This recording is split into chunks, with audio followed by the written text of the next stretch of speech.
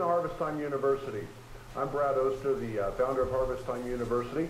And what we're going to do today is cover what we call the 10-step development process. We're going to look at 10 different steps that you will be involved in as you go about designing and developing new facilities. Everything from your initial planning and your strategic ministry plan to determine where you want to be 20 years from now, all the way through to the grand opening of your facility. Now, this is an overview, so we're going to cover, the various items as we go through this, but we'll also reference other classes that get into a lot more detail. So, let's start with the 10-step development process. I'll give you an overview here of the 10 different items, and then we'll kind of dig into each one in a lot more detail here as we go through the class.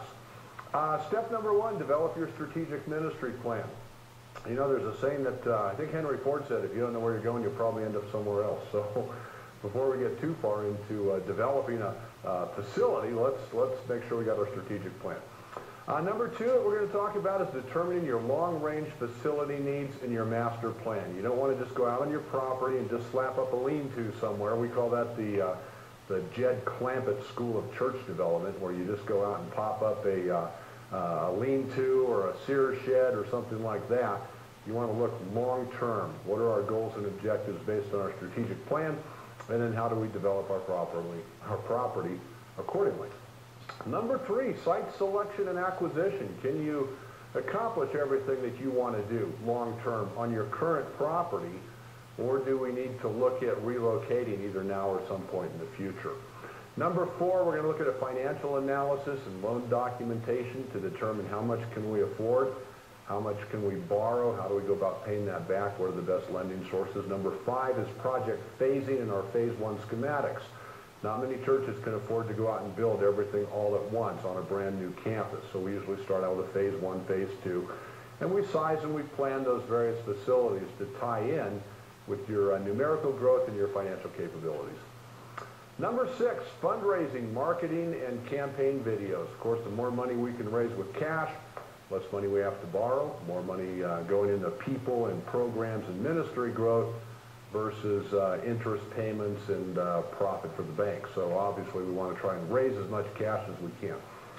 Number 7, zoning and planning department approvals. How do we go about getting those from the city that we're in or from the county?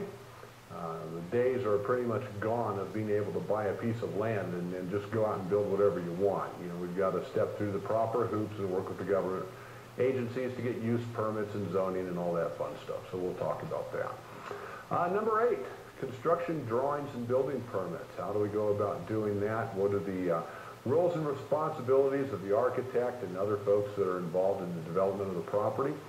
Number 9 is our construction financing and mobilization, getting everything ready to go, selecting our builder.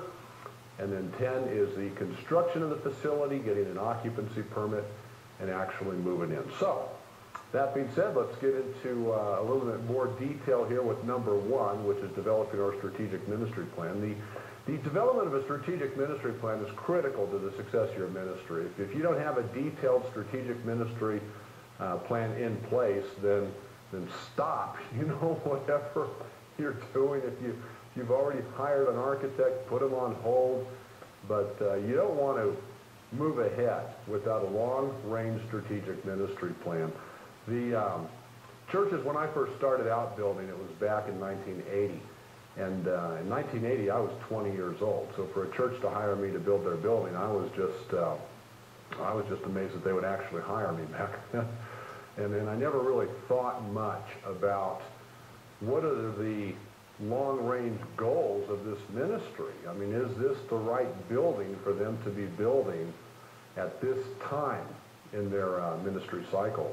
And for most of the churches that I built back then, I think the answer would be no. We built dozens of wrong buildings for churches throughout California, churches that came and said, we want a dedicated worship center, we want to have a pews and a sloped floor and all that good stuff, and I never questioned that. I just thought, well, I mean, they're in charge of the ministry. If that's what they want, let's go build it. So, we would build lots and lots of churches like that, and we ended up building the wrong building at the wrong time. Maybe we built a dedicated worship center when they really what they needed, to propel their ministry and programs would have been a multi-purpose family life center. We built on the wrong property. We built on land that was closer to where the pastor lived, but actually further away from where the congregation and the members were coming. All kinds of mistakes. And if you look at, well, why were these mistakes made?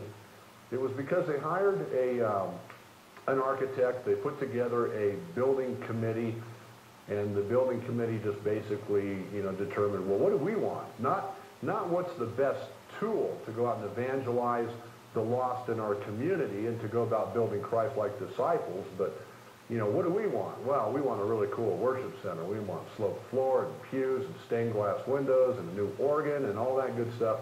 For those of you who are young and just starting up churches, we used to actually put all that stuff in churches back in the 80s. We don't do much of that anymore.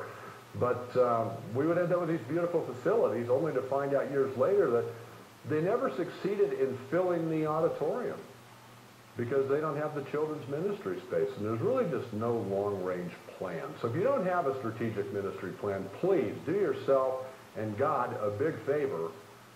Don't go any further in your development process until you have a long-range strategic ministry plan. Now, these plans include the following items, and we have a class that you can take here at Harvestime University. It goes into a lot more detail than I have time.